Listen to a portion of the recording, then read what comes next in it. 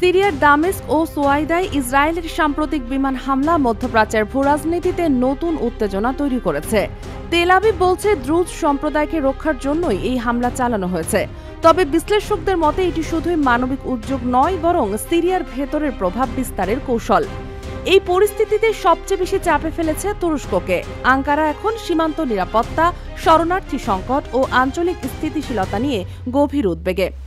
তুর্কি বিশ্লেষক এরশান এরগুর বলেন, সিরিয়ার অখণ্ডতা আজ তুরস্কের জাতীয় নিরাপত্তার অংশ। সিরিয়ায় অস্থিরতা বাড়লে আবারও শরণার্থী ঢল দেখা দিতে পারে। তুরস্ক এই হামলাকে সরাসরি উস্কানি হিসাবে দেখছে। প্রেসিডেন্ট এরদোয়ান বলছেন, ইসরায়েলের ডেভিড করিডর পরিকল্পনা সিরিয়াকে ভেঙে মধ্যপ্রাচ্যে সাম্প্রদায়িক উত্তেজনা বাড়াবে এবং তুরস্কের নিরাপত্তাকেও ঝুঁকিতে ফেলবে। আঙ্কারা এরই মধ্যে অন্তর্বর্তী প্রেসিডেন্ট আহমেদ আল শারাকে সমর্থন দিয়েছে। তাকে কেন্দ্র করে সিরিয়ায় স্থিতিশীলতা ফিরিয়ে আনার চেষ্টা চলছে। এরদোয়ান সতর্ক করেছেন, সিরিয়ার অখণ্ডতা নিয়ে কোনো ষড়যন্ত্রে তুরস্ক চুপ থাকবে না।